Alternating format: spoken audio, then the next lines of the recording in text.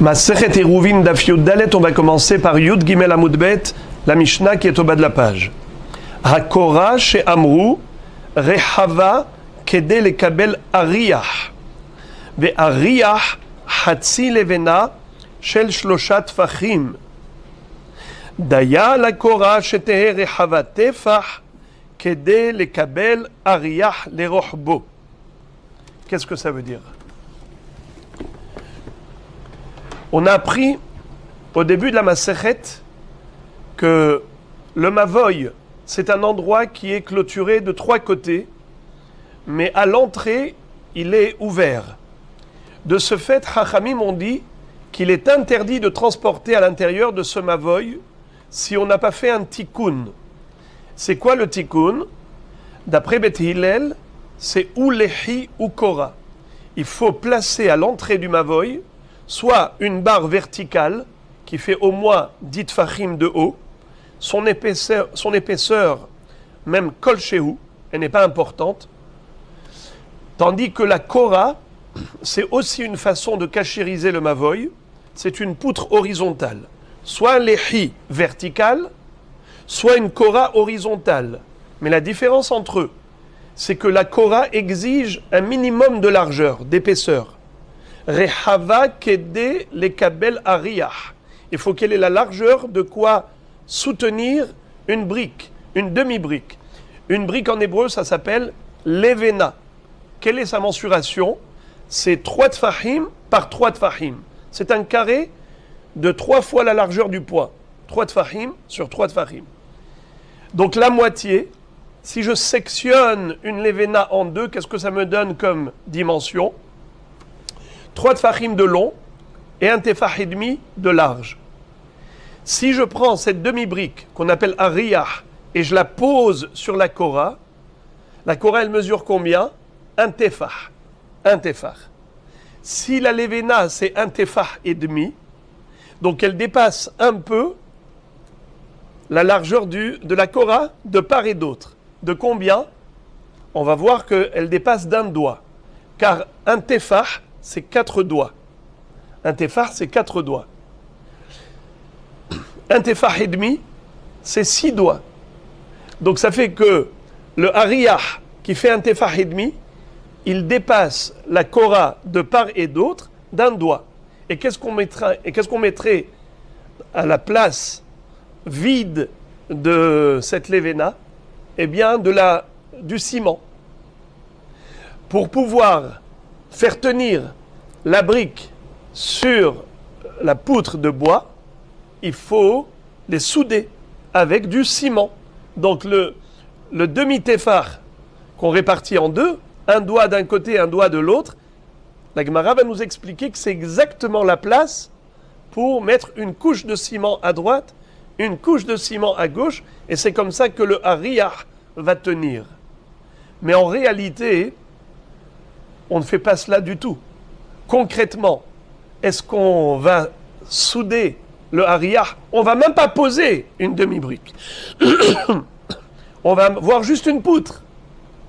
Mais il faut que cette poutre donne l'impression qu'elle est prête à la construction. Comme ça dit Rashi au début de la Mishnah. Regardez le Rashi au bas de la page. Au niveau de la Mishnah. Rehava kede lekabel ariyah. Quelle est une largeur de quoi soutenir une demi-brique? Shetehe doma likviut livnot aleha binyan. Il faut que cette kora donne l'impression qu'elle est prête à la construction. Donc, je relis la Mishnah. Hakora chez Amrou, la poutre horizontale qu'on pose au-dessus des murs à l'entrée du Mavoy. Rehava, cette poutre, elle doit être large de combien? Kede lekabel ariyah. Quelle est la capacité de soutenir un ariyah, une demi-brique? Ve ariyah hatzi levena. C'est quoi ariyah? La Mishnah elle-même explique. C'est la moitié d'une brique. Shel shloshat tefachim. Tu prends une brique de 3 tefachim, de 30 cm, que tu sectionnes, que tu vas scinder en deux. Donc, daya la kora, shetehe rehava tefach, kede lekabel ariyah lerohbo. Alors maintenant, tu veux savoir concrètement, en parlant d'une échelle de mesure qui était à l'époque applicable, c'est le tefah. Maintenant, je vais te parler en tfahim. Eh bien, en effet, daya, ça suffit. La kora, la poutre, shete rehava tefah, qu'elle ait une largeur d'un tefah, car à ce moment-là, kedele kabel ariyah le rohbo, elle est apte à soutenir une demi-brique dans la largeur. Maintenant, la Mishnah précise. Rehava kedele kabel ariyah ou bria kedele kabel ariyah. Il n'est pas suffisant que la largeur de la kora soit d'un tefah. Il faut en plus qu'elle soit solide et apte à soutenir un ariyah. Concrètement, il faut qu'il y ait une aptitude concrète et pas juste une largeur. Rabbi Yehuda dit non. Rabbi Yehuda omer rehava afal pi she'ena bria. Il est suffisant qu'elle ait la largeur requise, c'est-à-dire un tefah de largeur, même si elle est très fine. Cette planche, elle est très fine. Si tu poses dessus une brique, elle tombe. Elle n'est pas bria, elle n'est pas solide. Bari, quelqu'un qui est en bonne santé, on dit qu'il est bari. Il est solide, robuste. Alors Rabbi Yehuda dit non. Rehava afal pi she'ena bria. Rabbi Yehuda omer rehava afal pi she'ena bria. D'ailleurs, haïta shel kash ve shel kanim roim ota keilu shel matechet. Même si la kora elle était faite en paille ou en osier, eh bien, on a l'impression qu'elle est en métal. Ça veut dire qu'on la considère comme si c'était de l'acier, alors que c'est de la paille. Sous-entendu que pour Rabbi Yehuda, il n'exige pas ce critère de solidité, comme a dit Tanakama. Pour lui, le principal, c'est la largeur. C'est visible, c'est bon. On n'a pas besoin que ce soit solide. Même si c'est de la paille, tout va bien.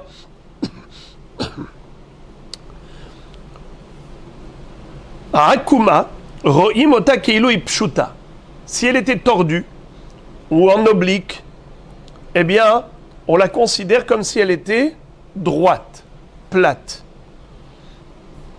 Agula, ro'im ota keilu imerubaat. Si elle était agula, c'est-à-dire de forme cylindrique, une poutre ronde. Regardez les images. Vous avez dans la page 34 des images. Regardez ici, on va parler déjà 33, page 33 en bas, 99. Le croquis 99, qu'est-ce que vous voyez? Eh bien, vous voyez une poutre horizontale avec une demi-brique dessus. La largeur de la demi-brique, elle est d'un tefah et demi. Donc elle dépasse un peu, à droite et à gauche, la kora. Maintenant, numéro 100, on a ici Akuma. Voici ici, vous avez une poutre qui n'est pas droite, elle est en oblique. La première image. Deuxième image, c'est voilà ici une poutre qui est de forme cylindrique. Elle est circulaire. Elle n'est pas carrée. Elle n'est pas rectangulaire ou carrée. Elle est ronde. Est-ce que c'est valable? Eh bien, la Mishnah nous dit qu'en effet, oui, c'est valable. Et quelle est la taille du diamètre de cette poutre arrondie? Alors, on nous dit comme ça. D'abord, agula, ronde, ro'im ota keilu imerubaat. On considère comme si elle était carrée. Mais attention, il faut un minimum de diamètre. Kol sheyesh be kefo shlosha tfahim yesh bo rohav tefah. C'est-à-dire que pour qu'il y ait un diamètre d'un tefah, il faut qu'il y ait une circonférence de 3 tfahim. C'est la règle de pi, 3,14.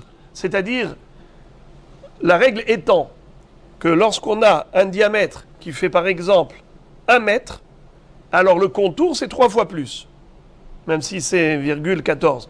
Mais de manière générale, globale, c'est 3 fois plus. Alors puisqu'on a exigé que la largeur de la kora soit d'un tefah, alors si cette kora elle était ronde, pour être sûr, comment je peux savoir si j'ai exactement les mensurations nécessaires? Tu prends un fil, tu entoures la poutre. Après, tu prends ce fil, tu le mesures, tu vois qu'il fait 3 tfachim, 3 fois la largeur du poing, 30 cm. Ça veut dire que le diamètre était de 10 cm d'un tefach. Tout va bien. Voilà donc la fin de la Mishnah. Gemara, première ligne de Daf Yud Dalet. La Gemara commence par poser la question sur la première halacha. Tefach, tefach umehetza ba'i. Je ne comprends pas ces mensurations. Tu m'as dit que la poutre, la kora horizontale, qui est à l'entrée du mavoy, doit mesurer un tefach de largeur. Mais je ne comprends pas. Tu me dis que c'est pour pouvoir soutenir une brique, une demi-brique. Combien fait la demi-brique, on a dit? Un tefach et demi. Alors c'est ça ce qu'il fallait exiger. Une poutre dont la largeur est d'un tefach et demi, et pas juste un tefach. Réponse. La réponse est comme je vous avais dit tout à l'heure, vous vous rappelez? Kevan de rahav le kabel tefach, idach hatzi tefach, de melaben le betina, mashehu mehaigisa, ou mashehu mehaigisa, vekaima. C'est comme on avait dit que le tefach, c'est la poutre. Et dessus, qu'est-ce qu'on met? La largeur d'une brique qui est un tefach et demi. Si un tefach, c'est 4 doigts, donc dans un tefach et demi, j'ai 6 doigts. Si je mets 6 doigts sur 4 doigts, j'ai un doigt à droite, un doigt à gauche de rebord. Qu'est-ce que je mettrai sous la brique? Eh bien, je mettrai du ciment. Tina. Traduction de tina, c'est tit. C'est de la boue. Ou du ciment, du mortier. Voilà donc la réponse de la Gemara. Vekaima, ça veut dire que c'est ainsi que la brique va pouvoir tenir grâce au ciment sur la poutre. Amar Rabba Baravuna, Kora she'amru, tzricha shetehe bri'a kede lekabel hariyach. Uma'amide Kora enan tzrichin sheyu bri'im kede lekabel hakora ve'hariyach. V'Rav Chizda amar, echad ze ve'echad ze, tzrichin sheyu bri'im kede lekabel hakora ve'hariyach. C'est-à-dire, sur quoi va tenir la Kora? Elle va d'un mur à l'autre du Mavoy. Alors, si elle est très longue au point de pouvoir la poser sur les murs latéraux, tout va bien. Mais imaginons que pour la poser, elle était courte, alors il fallait mettre des chevilles. Des chevilles des deux côtés du mur. Le mur droite, gauche, j'ai mis des crochets.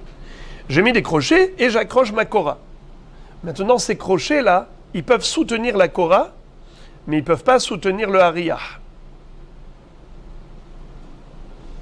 Kora she'amru, tzricha shete bri'a lekabel hariyah. Qu'est-ce que ça veut dire? La Kora elle-même, il faut qu'elle puisse soutenir la brique. Si elle est tellement fragile, légère, qu'elle se casse immédiatement, lorsque je mets la brique, elle se casse, alors laisse tomber. Tanakama a dit, le mavoy n'est pas kasher. Pour Rabbi Yehuda, il avait dit, on s'en fiche de la solidité. Le principal, c'est la forme, c'est que ce soit visible. Mais Tanakama, qu'est-ce qu'il exige? Une solidité. Alors maintenant, écoutez la discussion maintenant. La Kora elle-même, c'est sûr qu'elle doit être solide. Maintenant, les marmidés Kora, c'est-à-dire les chevilles, les crochets, que je mets à droite et à gauche pour soutenir la Kora. Imaginons que la Kora, oui, ils arrivent à la tenir.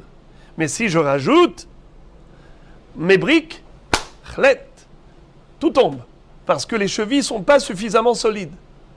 Est-ce que le mavoy est kasher ou pas? Marloquette. Rabba Barabuna va nous dire Kora, la poutre elle-même, tzricha shetehe bri'a, elle doit être solide, kede lekabel hariyah, pour pouvoir tenir une brique. Aval marmide Kora, mais les chevilles, les crochets qui soutiennent la Kora, enan tzrichin sheyu bri'im kede lekabel hariyah, Kora ve hariyah, pas besoin qu'ils aient la force de tenir les deux, et la Kora et le hariyah.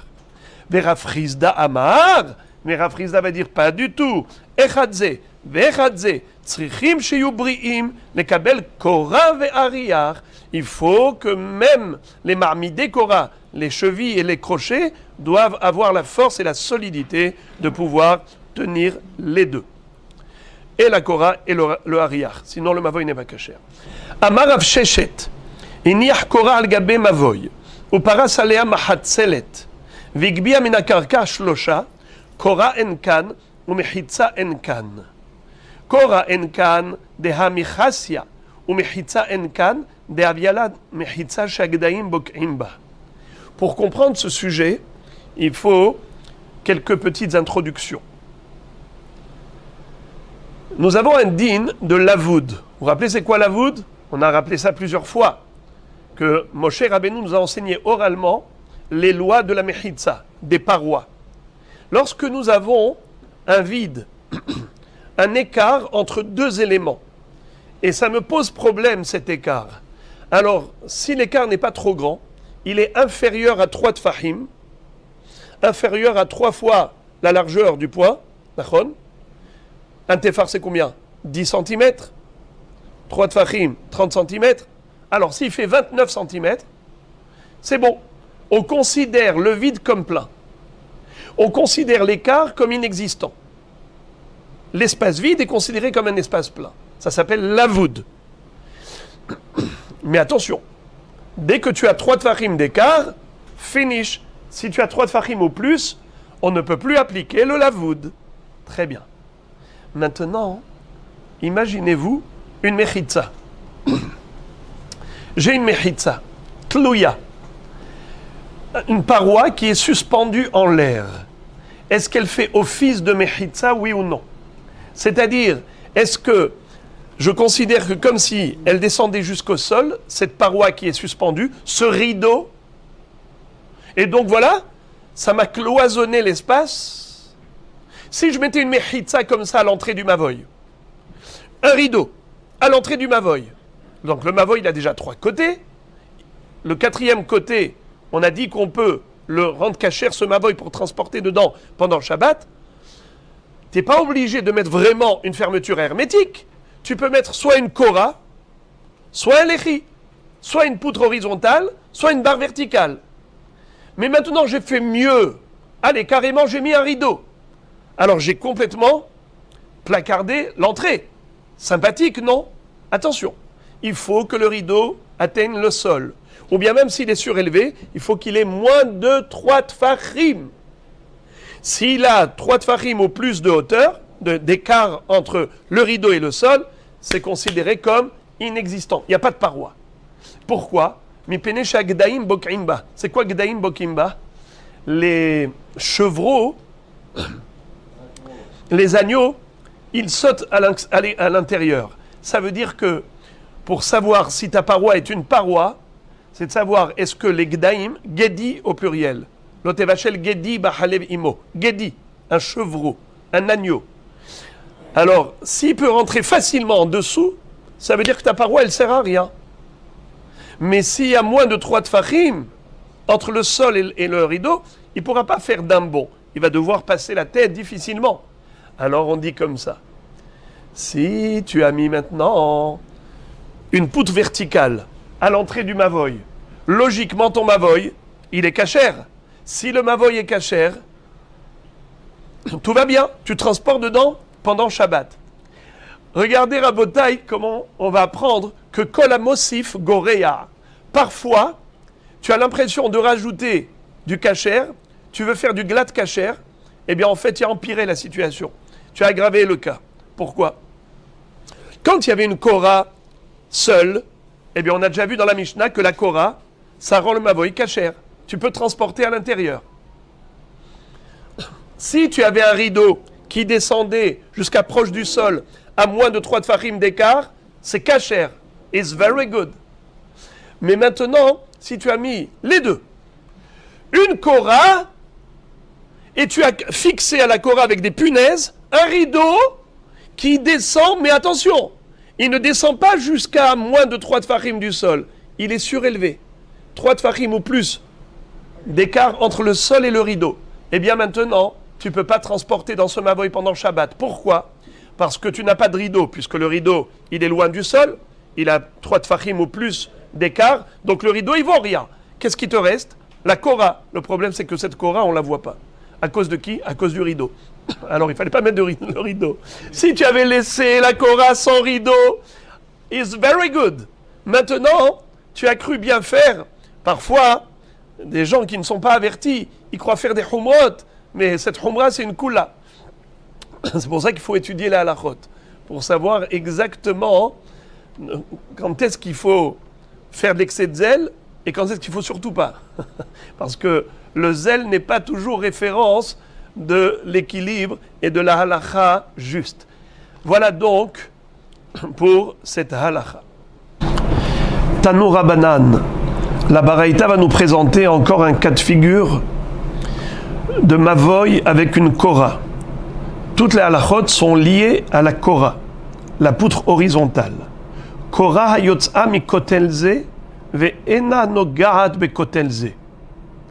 Vechen shte korot, achat yotza mikotel ze ve'achat yotza mikotel ze ve'ena nog'ot zu bazu. Alors, quel est le din? Dans le cas où nous avons des korotes, mais qui n'arrivent pas d'un mur à l'autre. Généralement, la kora que l'on place à l'entrée du mavoy doit être de part en part, d'un mur à l'autre. Mais quel est le din si en effet la kora qui sort d'un mur n'atteint pas l'autre? Ou bien par exemple, il y avait deux demi-korotes. Une demi-kora qui sort d'un côté, une demi-kora qui sort de l'autre mur. Mais au milieu, elles ne se touchent pas. Il y a un écart entre les deux. Quel est le din? Alors ça dépend. Parhot mishlosha en tsarich lehavi kora acheret. Si l'intervalle entre les deux extrémités est inférieur à 3 tfachim, alors on va appliquer évidemment la règle de l'avoud. Donc on n'a pas recours à une troisième kora. En tsarich lehavi kora acheret. Shlosha, mais si l'écart, l'intervalle entre les deux korotes est de 3 tfachim ou plus, tsarich lehavi kora acheret. Dans ce cas-là, on a recours à une autre kora pour compléter cet écart. Rabban Shimon ben Gamliel Omer, pachot me arba'a en tsarich lehavi kora acheret. On connaît la halacha de Rabban Shimon ben Gamliel. Lui, il pense que le din de l'avoud n'est pas limité à 3 tfachim. Selon lui, le lavoud est limité à 4 tfachim. Quand il y a un écart inférieur à 4 tfachim, on peut appliquer le lavoud. Mais lorsque l'écart est de 4 tfachim ou plus, là on ne peut plus appliquer le lavoud. Vechen shete korot amat'imot. Quel est le din si on a mis 2 korotes dont chacune d'elles faisait un demi-tefar? Lo bazou kedelekabel ariach ve lo bazou kedelekabel ariach. On a mis les 2 korotes en parallèle, comme 2 jumelles. C'est pour ça que ça s'appelle mat'imot, qui correspondent, et Rachid dit que la racine, c'est théomot, comme des théomim, des jumeaux. Alors, 2 poutres jumelles, mais chacune d'elles n'avait pas la largeur suffisante pour cachériser le mavoy. Mais il a collé 2. Il ne les a pas collées vraiment, il les a mises l'une à côté de l'autre. Quel est le din? Im mekablot ariach lerohbo tefah en tsarich lehavi kora acheret. C'est-à-dire que si en les collant, on obtient le même résultat, c'est comme une seule kora d'un tefah sur laquelle on peut poser un ariach, une demi-brique, eh bien il n'y a pas de problème, c'est kasher. En tsarich lehavi kora acheret. On n'a pas besoin d'aller chercher une autre poutre. Ve'im lav, tsarich lehavi kora acheret. Si ensemble, elles ne constituent pas un tefah pour pouvoir mettre le ariach dessus, eh bien, dans ce cas-là, on aura besoin d'une autre kora pour cachériser ce mavoy. Rashbag Omer, Rabban Shimon Gamliel, là encore il est cholek. Et il dit, Imekablot ariach le orko shelosha, en tsarich lehavi kora acheret. Ve'im lav, tsarich lehavi kora acheret. C'est-à-dire que même si chacune de ces poutres était très fine, tu n'as pas besoin de les coller pour arriver à ce résultat d'un demi-téphar plus un demi-téphar égale un téphar. D'après Rashbag, on n'a pas besoin de cela. On peut avoir même, par exemple, un tasseau de bois qui est très fin, un autre tasseau de bois qui est très fin, et je les éloigne l'un de l'autre, et je pose dessus une grande brique qui fait 3 tfachim.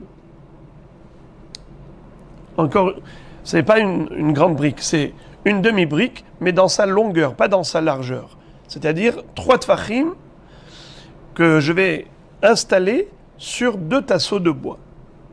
Je relis, Rashbag Omer, Imekabelot, Ariach le Orko Shelosha, si elles peuvent soutenir et supporter une demi-brique dans sa longueur, En tsarich leavi kora acheret. On n'a pas besoin d'aller chercher une autre poutre, sinon, ve'imlav, si elles n'ont pas la solidité nécessaire pour pouvoir soutenir un ariach le orko, alors il faudra aller chercher une autre poutre pour cachériser le mavoy. Encore un cas atypique de Korah. Ayu achat le ma'ala ve achat le mata. Rabbi Yossi bar Biuda omer ro'im et ha'elyona ki'ilu hi le mata ve et ha'tachtona ki'ilu hi le ma'ala. Quel est le din si on avait 2 demi-korotes? Ça veut dire un demi-téphar et un demi-téphar. On a dit que si on les collait et que ça constituait un téphar, tout va bien. Mais quel est le din si elles ne sont pas parallèles? Elles sont en décalé. Il y en a une qui est plus élevée que l'autre. Ahat le ma'ala ve ahat le mata. Alors, Rabbi Yossi bar Biuda, Rabbi Yossi le fils de Rabbi Yehuda, c'est important de le préciser. Omer, ro'in et ha'elyona ke'ilu hi le mata ve et ha'tachtona ke'ilu hi le ma'ala. ובלבד שלא תהיה עליונה למעלה מ-20 אמה ותחתונה למטה מ-10. Alors, il dit que, en effet, même si elles sont décalées, on peut virtuellement les considérer comme parallèles. Ro'im et ha'elyona lemata ve ha'tachtona lema'ala. Puisque on aurait pu les mettre en parallèle, eh bien c'est tout comme. On les considère comme si on les avait déjà mises en parallèle. Mais à une seule condition, qu'aucune d'entre elles ne soit hors piste. Il ne faut pas qu'il y en ait une qui soit trop haute au-delà de 20 coudées, ou l'autre trop basse en dessous de 10 tfachim. Car sinon, évidemment, puisqu'il y en a une qui n'est pas à sa place du tout, dans ce cas-là, on ne pourra pas cachériser ce mavoy. Amar Abaye. Rabbi Yossi bar Biuda, savar la keavua behada, ou palig ale behada. Abaye nous dit que Rabbi Yossi, le fils de Rabbi Yehuda, en fait, il est d'accord avec son père sur un point, mais il est en mahloket avec son père sur un point. Savar la keavua behada de itle ro'in. D'une part, il est d'accord avec son père, puisque son père avait dit ce chidouche, que Ro'im, dans la Mishnah, il avait dit que même une Korah qui est en paille, on la considère comme si elle est en métal, bien qu'elle n'ait pas la capacité de supporter une demi-brique, mais on considère que cette Korah, cette barre en paille qu'on a installée au sommet du mavoy, comme si c'était de l'acier, ki'ilu shel matechet, en métal. Donc on voit que chez Rabbi Yehuda, la virtualité, c'est une réalité halachique. Eh bien pareil, son fils, Rabbi Yossi bar Biuda, qu'est-ce qu'il dit? Même si chacune des poutres, c'est juste un demi-téphar, et n'a pas la capacité, la faculté de soulever, de supporter une brique entière, ce n'est pas grave. Pourquoi? Ro'im. Ro'im et ha'elyona, ki'ilu hi le mata, ha'tachtona ki'ilu le ma'ala. Bien que chacune séparément n'a pas la force, n'a pas la solidité nécessaire, mais on considère comme si elles étaient parallèles, et puisque en étant parallèles, elles ont la force de supporter un riyah, eh bien c'est comme si elles étaient parallèles. Ou palig ale behada, et il est en machloket avec son père sur un point. Deilu Rabbi Yehuda savar afilu lema'ala me'esrim, ve Rabbi Yossi bar Yehuda savar betor esrim in lema'ala me'esrim lo.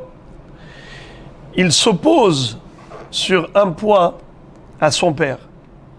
Il dit, papa a permis même une poutre qui est surélevée, au-delà de 20 coudées.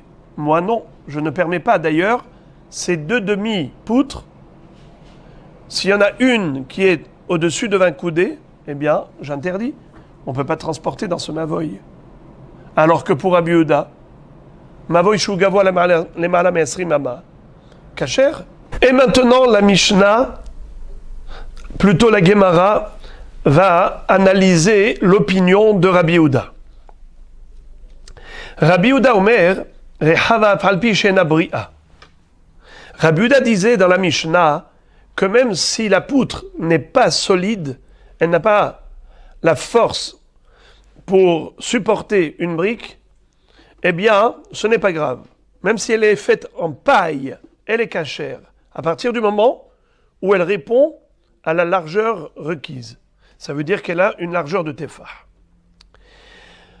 Maintenant, les Rabbi Yehuda, les Hiya bar Rav kamed Rav, Rehava falpi she'ena bri'a. Rabbi Yehuda enseignait les Mishnayot au fils de Rav qui s'appelait Hiya bar Rav. Il enseignait les Mishnayot devant son père. Et qu'est-ce qu'il lui a enseigné? La marloquette, comme elle est écrite chez nous. Hachamim exige non seulement une largeur minimale au niveau de la poutre, mais ils exigent également une solidité, qu'elle puisse pouvoir supporter une brique. Mais Rabbi Yehuda, qu'est-ce qu'il disait? Que c'est inutile. Même si elle est faite en paille et qu'elle n'a pas la force de soulever une brique, malgré tout, elle est cachère. La paille, on la considère comme de l'acier. Nachon. Eh bien, figurez-vous que d'après Rav, ce n'est pas ainsi. Rav va corriger. Et il va dire à Rabbi Yehuda, non, ce n'est pas comme ça qu'il faut enseigner à mon fils. Amarle, atneye, rehava ou bri'a. Même Rabbi Yehuda est d'accord avec Hachamim. C'est comme ça que Rashbam dans Tosfot explique. Pirej Rashbam, ve'en mahloket bad davar. Comme quoi Rabbi Yehuda n'est pas en mahloket avec les Hachamim. Il exige la même chose. Rehava ou bri'a. La largeur d'un tefar et aussi la solidité pour pouvoir supporter un hariyah. Tosfot disent que d'après cette explication, on est obligé de dire que la version de la Mishnah qu'avait Rav est différente de la nôtre. Toute l'histoire de la paille n'existe pas pour Rav. Comme ça dit Tosfot. Mais caché des Az Yeshlim Hok, Kol Hababa Deroim. Après ça, il y a un long débat dans le Tosfot. On ne va pas rentrer dans tous les détails. Ok, la Gemara pose la question, elle dit, comment tu peux faire dire à Rav que Rabbi Yehuda n'est pas en mahloket avec les Chachamim? Et il exige en effet une solidité au niveau de la poutre, qu'elle puisse supporter un hariyah. Ve'amar Rabbi Il'ay amar Rav rehava arba'a afal pishen bri'a. Pourtant, Rabbi Il'ay a retransmis au nom de Rav que si la poutre elle est d'une largeur de 4 fahim, bien qu'elle n'ait pas la solidité pour supporter un hariyah, tout de même c'est kasher. Alors pourquoi tu me dis que d'après Rav, il faut absolument la solidité? La Gemara répond, Rehava arba'a sha'ane. Ça dépend. Quand est-ce que la solidité est nécessaire? C'est lorsque la poutre elle n'est qu'un tefah ou moins de 4 fahim. Mais si elle a 4 fahim de largeur, c'est déjà makom hashuv. Alors même si elle n'a pas la solidité, malgré tout, le mavoy est kasher. Très bien, la Gemara revient à cette version classique qui est la nôtre par rapport à Rabbi Yehuda. Rabbi Yehuda, qu'est-ce qu'il avait dit? Que si on a une poutre en paille, c'est kasher si elle a un tefah. Maïka mashmalan de amrinan ro'im ha'inuhach. C'est-à-dire, pourquoi est-ce que il avait besoin de dire que si elle était en paille, alors c'est comme si elle est en métal. Boker Tov, il a déjà dit cela. Rehava, afalpi shena bria. Pourquoi est-ce qu'il a besoin de dire si elle était faite en cache, en paille, alors c'est comme si elle était en matéchet. On la considère comme en métal. C'est blanc bonnet, bonnet blanc. Pourquoi cette redondance, ce pléonasme? Maoudetema beminah amrinan, shelo beminah lo amrinan, kamash ma'alan. Si on nous avait enseigné cette halakha que par rapport à des poutres de bois, alors on aurait dit une poutre de bois qui est faible, légère. Alors oui, en effet, on peut la considérer comme une poutre solide. Pourquoi? Parce que dans le bois, tu as du bois qui est épais, solide, et du bois qui est fin, qui est léger et faible. Mais au moins, c'est une espèce, c'est une catégorie de poutre qui peut être solide, car le bois peut être solide. Mais de la paille, c'est toujours de la paille, c'est toujours faible. Et de ce fait, si c'était une kora de paille, j'aurais pu penser que, étant donné qu'il n'existe pas une poutre de paille solide, alors on devrait la disqualifier. Kamash ma'alan. Que afilo shelo bemina, même si c'est pas de l'espèce qui peut être solide, malgré tout, on dit que le mavoy est kasher d'après Rabbi Yehuda, car on considère la paille comme du métal. Encore, la Mishnah nous a parlé d'une kora atypique à Akuma, si elle est tordue. Quand on dit tordue, il y a plusieurs façons de tordre la kora. Cette kora, comment elle était tordue? Alors on avait déjà vu une première façon d'expliquer tordue, c'était comme ça. Ça veut dire que c'était en oblique. Voyez-vous? Ce n'était pas droit. C'est déjà une première façon de comprendre à Akuma. Mais on va voir, par exemple, à Akuma, on verra ça après, c'est vrai que pour vous donner un exemple, il y a plusieurs possibilités de dire que c'était tordu. Regardez, ici, là, au milieu, vous voyez que la poutre qui est dans le mavoy, elle a un relief en dehors du mavoy. Ce qui veut dire que, en effet, la poutre n'est pas droite. Elle avait au milieu un relief. Ce relief-là fait que c'est Akuma. Quel est le din? Alors, lisons la Gemara. Akuma ro'im ota ki'ilu pshuta. La Mishnah nous a dit que même même une kora qui est tordue, on la considère comme droite, comme plate. Alors, la Gemara demande pshita, quel est le chidouche de dire que lorsqu'elle est tordue, on la considère comme droite. Mais on a dit déjà que même la paille, on considère comme si c'était du métal. Alors tout va bien. Quel est le chidouche? Réponse, Kamashmalan Kede Rabbi Zera. Le chidouche, c'est comme ce que nous enseigne Rabbi Zera. De Amma Rabbi Zera, hi betoch hamavoy, ve'akmimuta chutz lamavoy. Hi betoch esrim, ve'akmimuta lema'ala me'esrim. Hi lema'ala me'asara, ve'akmimuta lemata me'asara. Ro'im, kol she'ilu inatel akmimuta. Ve'en ben ze laze shlosha, en tzarich le'avi kora acheret. Ve'im lav, tzarich le'avi kora acheret. Alors, pour comprendre cela, on va peut-être utiliser les doigts. Imaginez-vous par exemple, la poutre elle était triangulaire. On avait la partie, le sommet de ce triangle, les malam et esrimama. On a déjà dit qu'une poutre qui est les malam et esrimama n'est pas cachère. Alors il y a une partie qui est en dessous de Esrim, il y a une partie qui est les Malam et Esrim.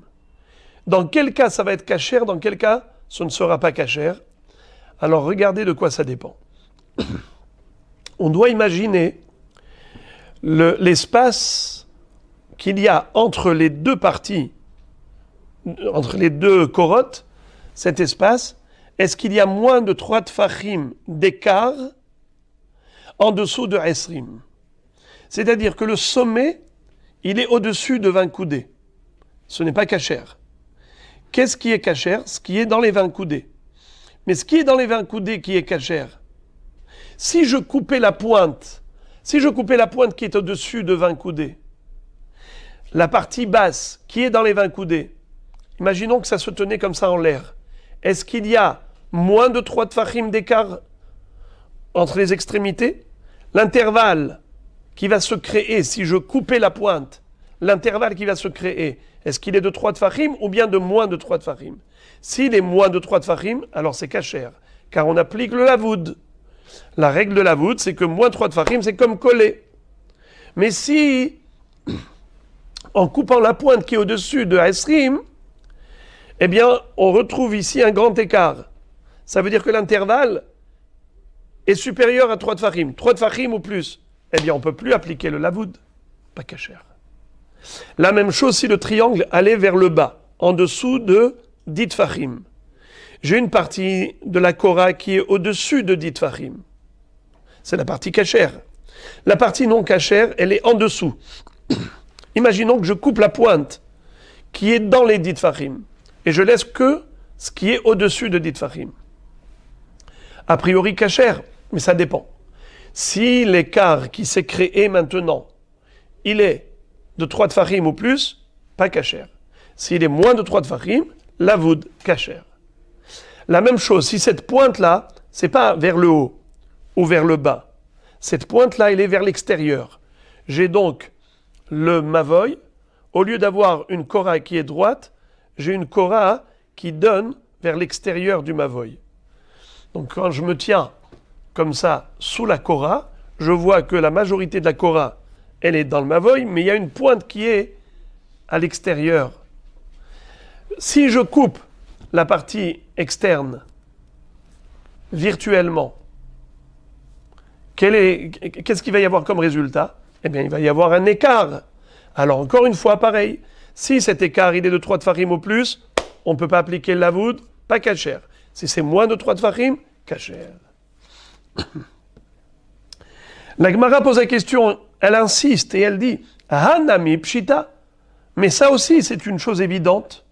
Lavoud, on connaît.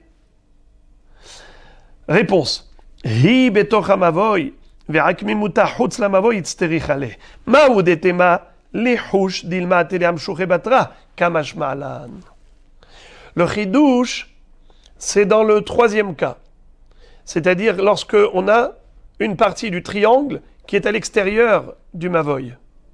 La pointe est à l'extérieur du mavoy. Si je coupe cette partie-là, je la coupe. Alors on a dit que c'est kasher. Eh bien le chidouche, c'est de dire que c'est kasher. Pourquoi? Parce que cette coupure, elle n'est que virtuelle. Mais là, maintenant, on aurait pu penser qu'il y a un issour de se servir d'une telle Korah. Pourquoi? Parce que très facilement, il pourrait y avoir une confusion. Les gens qui vont voir la hakmimut de la Korah, ceux qui vont voir ce relief à l'extérieur du mavoy, ils vont croire qu'on a le droit de transporter en dessous de ce relief, en dessous de cette Korah. C'est ça le chidouche. C'est que malgré tout, on permet de transporter dans le mavoy et on ne craint pas qu'il y ait des gens qui fassent une telle confusion et qui s'imaginent qu'on a le droit de transporter dans le Reshut Harabim sous la Korah.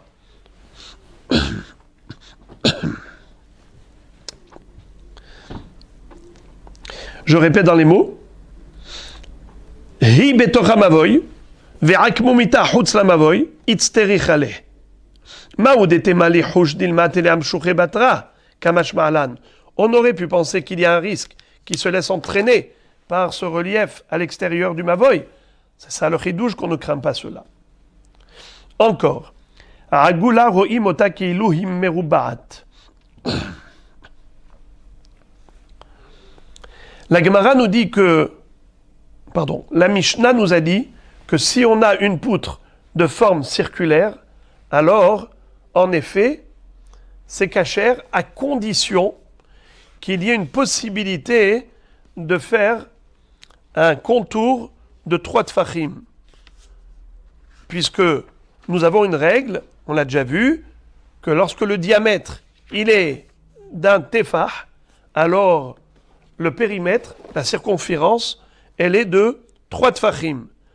Alors la Gemara se pose la question, pourquoi est-ce qu'on avait besoin de donner ce chidouche là, puisque on a déjà appris la notion de rohim. Rohim, c'est-à-dire, on considère virtuellement que la poutre, si elle a un potentiel, c'est comme si réellement elle correspondait à ce qu'on recherche, à la poutre requise. Alors qu'elle soit circulaire ou carrée, étant donné qu'elle a la largeur suffisante, un diamètre suffisant pour permettre une poutre d'un tefah, alors quel est le problème? Donc ça aussi, c'est pas shoot. La Gemara dit Sefait terichale. Kol sheyesh be'ekefo shlosha tfachim yesh bo rohav tefach. En fait, ce que la Mishnah a voulu nous enseigner, c'est pas seulement la virtualité, mais c'est la règle mathématique. C'est ce théorème qui consiste à dire que tout ce qui a une circonférence, tout périmètre qui fait, par exemple, 3 tfachim, alors on sait que le diamètre, il fait un tefach. C'est de nous enseigner la règle du 3,14. Comme quoi, la circonférence, elle fait 3 fois le diamètre. C'est ça le chidouche. Et la Gemara nous demande, d'où sait-on qu'en effet, cette règle mathématique a sa place dans la Torah? Où est-ce qu'on retrouve dans le Tanakh une allusion à ce théorème? Que le diamètre, c'est 1/3 de la circonférence. Amar Rabbi Yochanan Amarkra. Rabbi Yochanan dit que, on le déduit du passouk suivant. On parle du Yam Shel Shelomo. On sait que Shlomo HaMelech a construit dans le Beth Amikdash un bassin qui permettait ensuite aux Kohanim de se servir de l'eau de ce bassin. Ce bassin, quelles étaient ses mensurations? Vayara setayam mutzak, eser ba'ama misefato ad sefato, agol saviv, vehamesh ba'ama komato, vekav shloshim ba'ama yasov oto saviv. Qu'est-ce que ça veut dire? Premièrement, Vayara setayam mutzak, eser ba'ama. Ce yam, ce bassin, il mesurait 10 coudées misefato ad sefato, d'une bordure à l'autre, c'est-à-dire d'un bord à l'autre du yam, du bassin, on avait un diamètre de 10 coudées. Vehamesh ba'ama komato, et sa hauteur était de 5 coudées. Vekav shloshim ba'ama yasu voto saviv, et si tu prenais un fil pour entourer le bassin, eh bien ce fil mesurerait combien? 30 coudées. Donc tu vois maintenant, clairement, que lorsqu'on a une circonférence de 30 coudées, on a un diamètre de 10 coudées. Voilà donc. C'est de là qu'on a appris cette règle mathématique. Maintenant, la Gemara pose la question, via Ika Rovi Sefato, qu'est-ce que ça veut dire? Pourquoi est-ce que tu me dis que il y a 10 coudées? Pourtant, il y a l'épaisseur de la bordure. L'épaisseur de la bordure. Parce que, comment est-ce que c'est possible que la circonférence, le fil que tu vas mettre autour du bassin, nous donne ce résultat, 30 coudées. Mais quand on a dit qu'il y avait un diamètre de 10 coudées, c'est diamot, c'est misefato al sefato, c'est pas de la facette externe du bassin. C'est pas de l'arête externe de l'épaisseur du bassin. c'est plutôt de l'arête interne de l'épaisseur du bassin. Donc le diamètre en question, il est interne. On n'inclut pas l'épaisseur des parois. Donc comment est-ce qu'il pourrait y avoir un fil de 30 coudées qui entoure le bassin? Mais ce n'est pas possible, puisqu'il faut tenir compte de l'épaisseur des parois du bassin. Alors, si le diamètre est de 10 coudées à l'intérieur, comment se fait-il que, avec un fil de 30 coudées, je l'entoure à l'extérieur? Ve'aika sefato, amar Rav Papa, sefato, sefat perach shushan ktivbe, dirti ve'ovio tefach, usfato kemaase kos perach shushan. Qu'est-ce que ça veut dire? C'est qu'il était très très très fin en haut. Perach shushan, comme une fleur qui a des pétales très fines. Donc c'est vrai que le bassin lui-même, il avait des parois épaisses, mais plus on montait vers le haut, au sommet de la paroi, c'était très fin. Donc étant donné que la paroi, elle allait en rétrécissant, en arrivant là-haut, c'était fin comme une pétale. Comme ça dit Rashi, Perach shushan, dak me'od ke perach shushan zu. Très bien. Dirti ve'ovio tefach, usfato kemaase kos perach shushan. En effet, l'épaisseur du bassin, c'était un tefach, mais sfato, au bord, ce n'était que comme une pétale. Alors, une pétale de rose, perach shushan. Et maintenant, la Gemara nous dit, par rapport à ce passouk-là, Kemaaseu, ve'ovio tefach usfato kemaase kos perach shushan, alpaim bat yachil. Il contenait 2000 bat. Bat, on va voir c'est quoi cette mesure. La Gemara dit malgré tout, ve'aika mashehu. Malgré tout, même si tu me dis que c'était l'épaisseur d'une pétale, mais une pétale, ça a une épaisseur quand même. D'un côté et de l'autre, ça te fait 2 épaisseurs de pétale. La Gemara dit ki kahashiv mi gavai kahashiv. Lorsqu'on te dit qu'un fil de 30 coudées pourrait entourer le diamètre du bassin, c'était entouré de l'intérieur, pas de l'extérieur. Tani Rabbi Chia t'enseigne dans une baraïta. Yam she'asa Shlomo ayam hazik me'ave hamishim mikve tahara. Un mikvé, c'est combien? C'est 40 CA. C'est le volume de 40 CA. Ce qui correspond à 3 coudées cubes. Si vous prenez une coudée cube, 3 cubes d'une coudée par une coudée, 3 cubes, un sur l'autre, tout cela en eau, eh bien c'est l'équivalent de 40 CA. Lisons. Yam she'asa Shlomo. Rabbi Chia nous dit que le contenu du bassin de Shlomo HaMelech, qu'il a construit dans le Beth Amikdash, ça correspondait à 150 mikveh de 40 CA. La Gemara se demande comment est-ce possible? Mirde, puisque mikveh kamahave, combien mesure un mikveh? Arbaim CA, le volume d'eau, c'est 40 CA. Kedetania, comme on le déduit du passouk suivant, Verahatz et besaro bamaim beme mikveh. Il devrait, l'impur, se tremper dans l'eau du mikveh. L'eau de pluie qui était entassée dans un puits. Kol besaro, qu'est-ce qu'on apprend du mot kol besaro? Maim shekol gufo orle bahem. Il faut que le volume du bassin corresponde au corps de l'homme, de l'être humain. Mais kamahem, ça correspond à quoi? Quelle taille? Ama al ama berum shalosh amot. 3 coudées cubes d'eau. Ama al ama berum shalosh ama.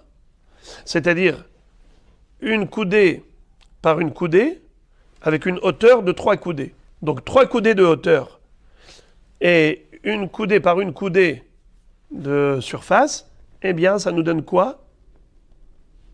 exactement 40 CA. Mais shi'aru hachamim me mikve 40 CA. Alors la Gemara pose la question suivante. Elle dit, comment tu as fait pour arriver à 150 mikvaot dans le bassin de Shlomo? Kama havulehu hamesh mea garmide litlat mea mea le mea ve hamshin hamshin be arba mea ve hamshin sagia. C'est-à-dire,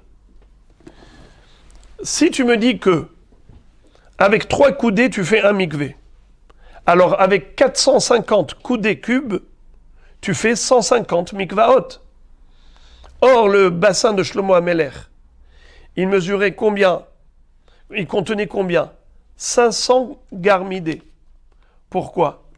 Puisqu'il avait une hauteur de 5 coudées et il avait une largeur de 10 coudées, misfato al sfato 10 coudées. Alors, prends 10 coudées par 10 coudées, ça fait déjà 100 coudées. Avec une hauteur de 5 coudées, 5 fois 100, ça fait 500. Donc il y avait combien d'eau à l'intérieur de ce bassin?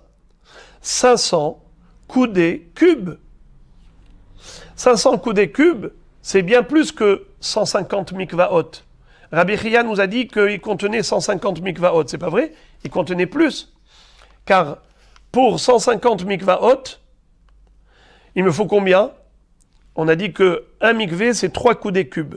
Donc 3 fois 150 égale 450. Et d'ailleurs, c'est comme ça que la Gemara s'exprime en disant Litlat kama havulehu hamesh mea garmide. Garmide, ça veut dire une hama, une coudée. En tout, il y avait combien dans le mikvé dans le bassin de Shlomo HaMelech? En tout et pour tout, regardez, ce bassin qui est carré. Pour l'instant, la Gemara comprend que le bassin était carré. S'il était carré, combien il mesure? On a dit misfato el sfato, d'un bord à l'autre, 10 coudées. La hauteur, on a dit combien? 5 coudées. Alors, fais le calcul. Si les côtés, c'est 10 coudées, 10 fois 10, 100. La hauteur, 5 coudées, 5 fois 100, 500. Donc il y a 500 cubes d'eau dans ce bassin. Donc c'est plus que 150 mikvaot. Puisque 150 mikvaot, c'est exactement 450 cubes d'eau. Alors, regardez comment la Gemara s'exprime.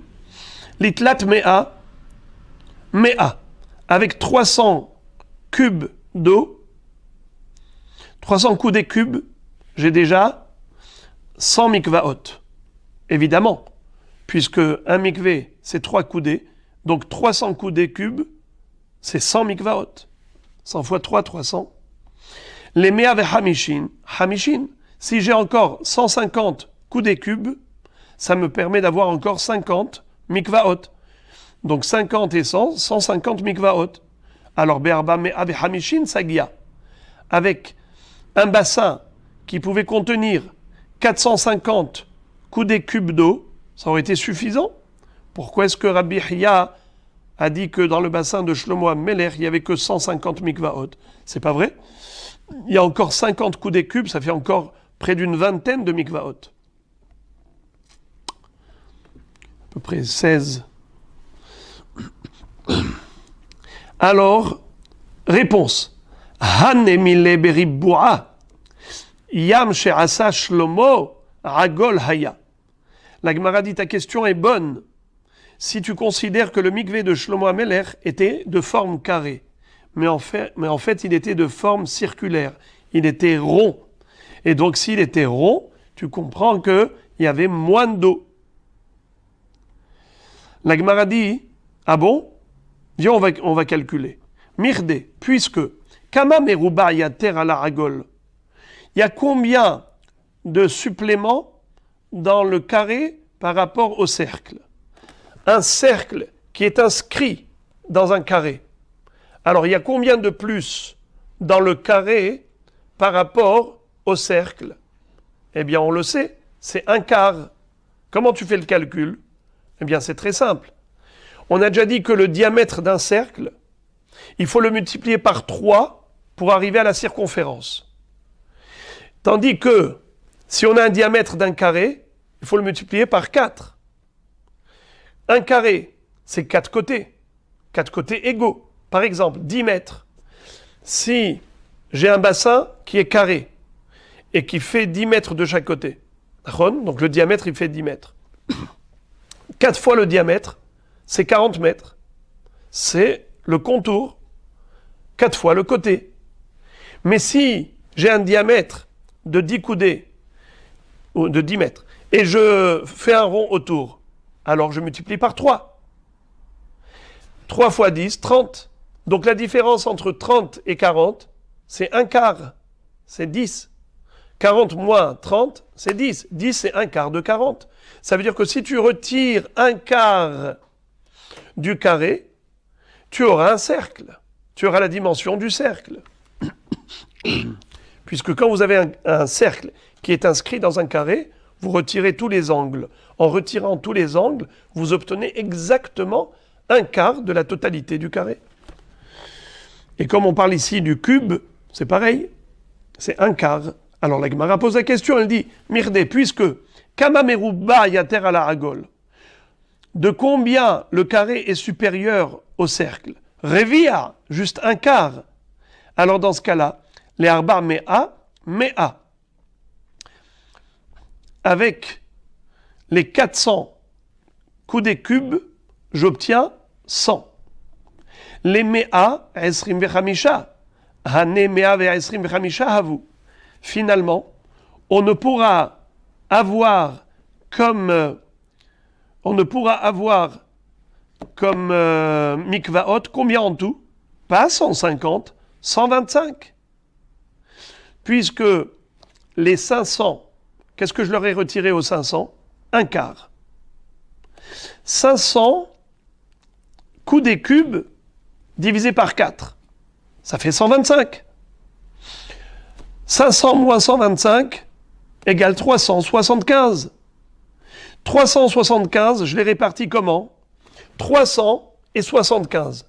Avec 300, je fais combien de mikvaot? 300 coudées cubes.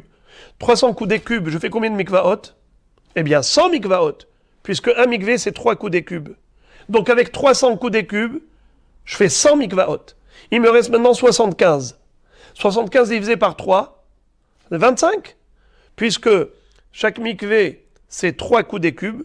Donc, avec 75, ça me fait 25 mikvaot. Donc, en tout, combien il pouvait contenir comme mikvaot le mikvé de Shlomo HaMelech, s'il était circulaire, s'il était rond? En tout et pour tout, 125 mikvaot. Comment tu es arrivé à 150? Réponse, première des grandes lignes. Tane Rami bar Yechezkel, Yam she'asa Shlomo, Shalosh amot tartonot merubarot, ushtaim elionot agulot. La réponse est la suivante. C'est qu'il était à la fois carré et à la fois circulaire. En fait, il était fait en deux parties. Regardez le haut, jaune. Voyez-vous. En bas, on a 3 coudées de forme carrée, en forme carrée. La hauteur, elle est de 3 coudées, en forme carrée. Ensuite, la rondelle qui est au-dessus, elle est de quelle hauteur? 2 coudées. En tout, ça fait 5. C'est ça ce que le Passouk nous dit. Le bassin de Shlomo HaMelech, il avait une hauteur de combien? 5 coudées. Mais il était fait en bas en forme carrée et au-dessus de forme circulaire. Et là maintenant, on va arriver exactement à 450 coudées cubes. On va arriver exactement à 150 mikvaot. 450 coudées cubes. Comment on va y arriver?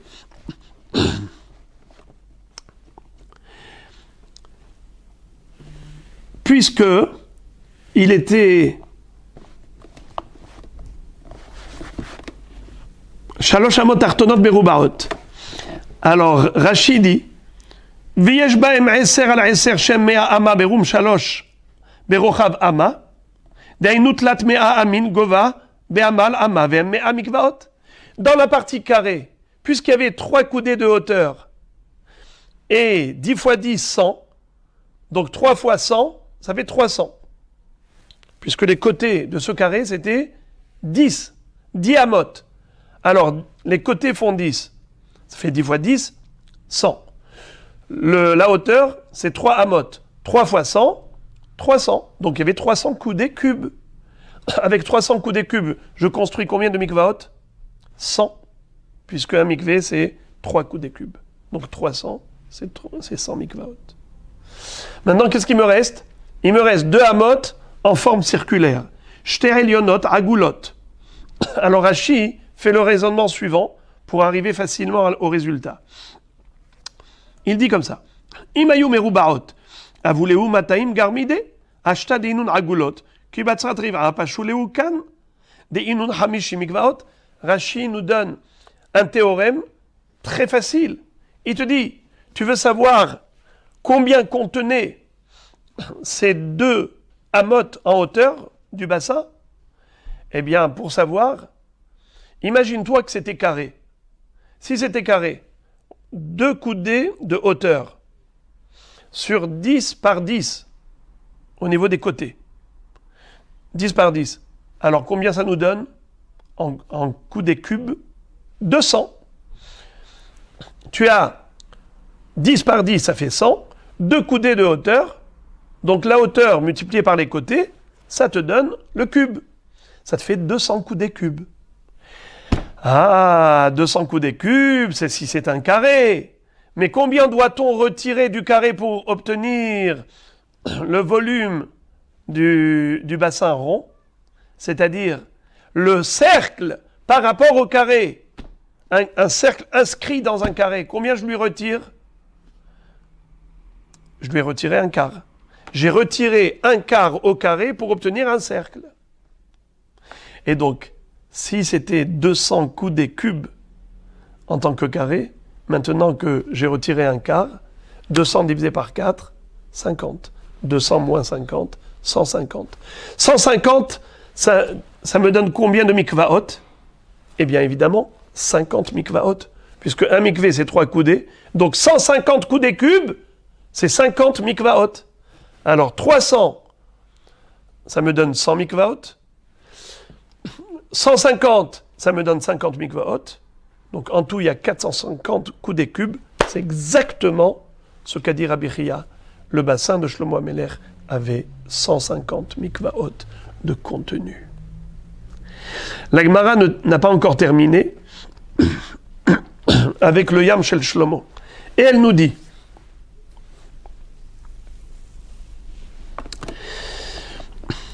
Nehi de Ifra lo matzit amart, des sfato agol ktiv, et laïma hada. Tu m'as dit que la base était carrée, le sommet était rond. Pourquoi tu n'as pas dit le contraire? Parce que dans le pasouk, c'est écrit des sfato agol. Le pasouk dit clairement que le bord était arrondi.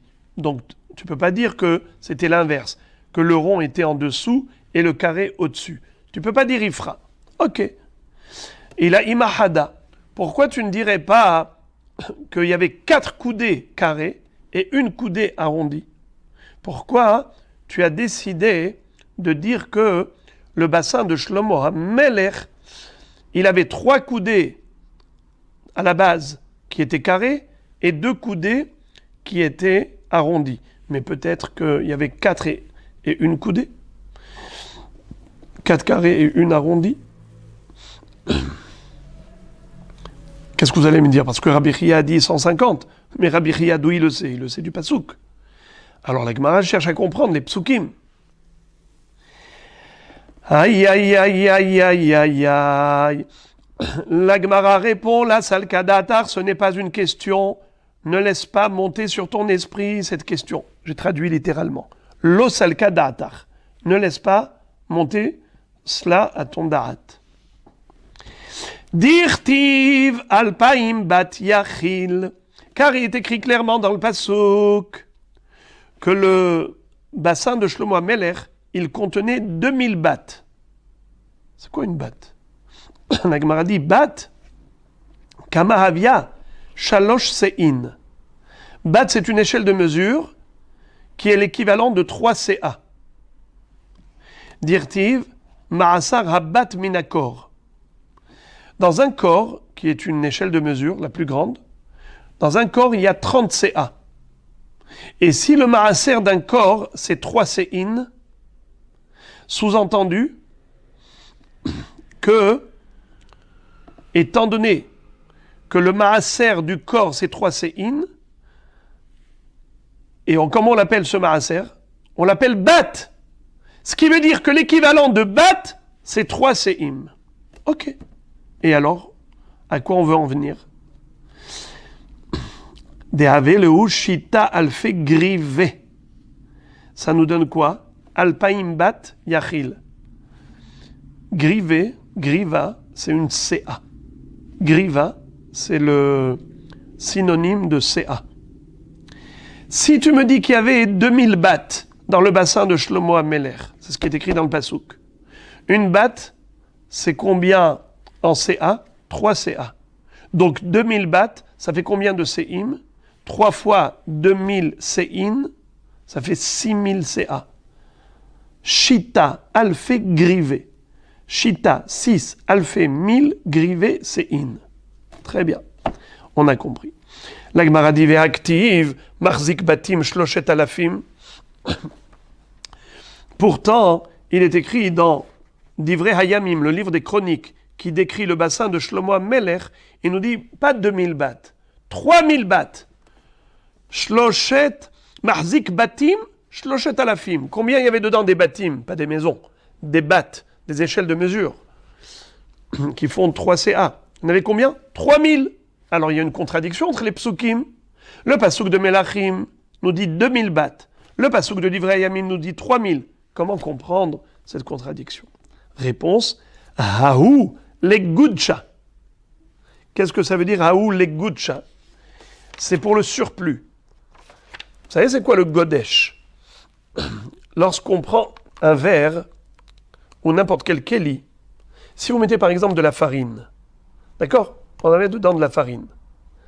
Je peux mettre à ras-bord, ça veut dire je rase au niveau du bord, ou bien je peux mettre un surplus. Godesh. Le godesh, si je rajoute par rapport à toute la surface, je peux aller jusqu'à combien? Jusqu'à 1/3.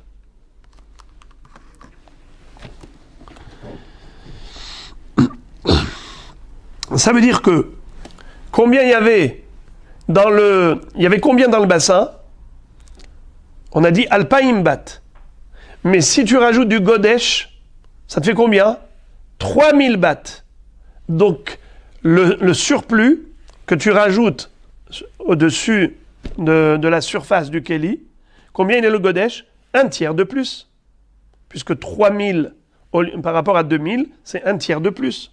Aou les gutcha. Amar Abaye shmamina hay gutcha tilta have.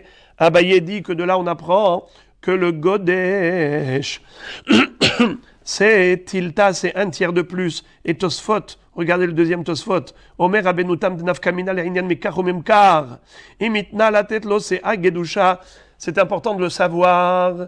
C'est pas juste une règle physique. C'est pour nous dire que si quelqu'un a payé à l'épicier, il nous dit voilà, ce keli, je voudrais que tu me le remplisses de farine godesh. Il a dit combien je te paierai si tu me le remplis avec godesh? Il a dit voilà ce prix. Eh bien, il est obligé de lui rajouter jusqu'à 1/3 du contenu.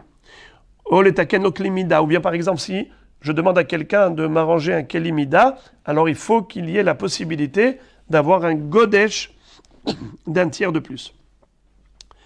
Utnan nami, d'ailleurs, il y a une Mishnah qui nous parle de la Tum'a. Vous savez, à partir de quand un keli n'est plus Mekabel Tum'a, c'est lorsqu'il est trop grand. Un keli, s'il est trop grand, il fait 40 CA ou plus, eh bien désormais, il n'est plus Mekabel Tum'a. Un keli, lorsqu'il est petit et qu'il était au contact d'une source d'impureté, il devient tamé. Mais un keli qui est immense, il n'est plus mekabel tum'a. D'où on l'apprend? On l'apprend du mot sac. Au beged, au sac, au kli'et. On apprend le din du keli,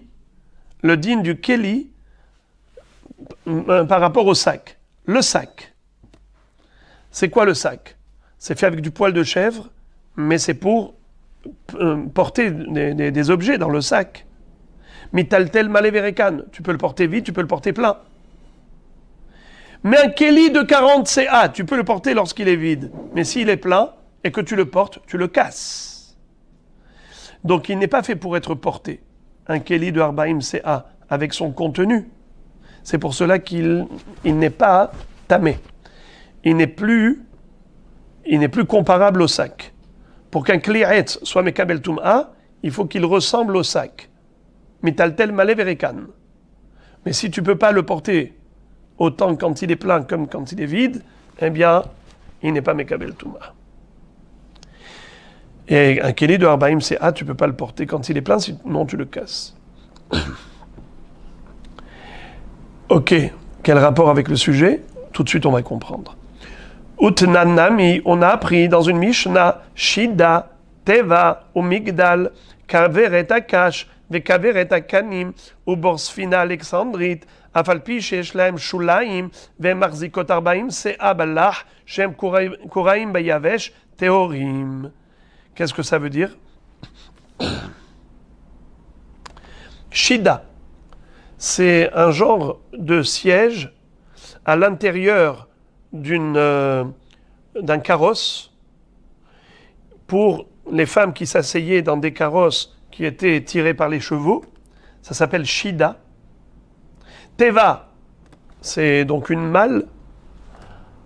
Migdal, une armoire.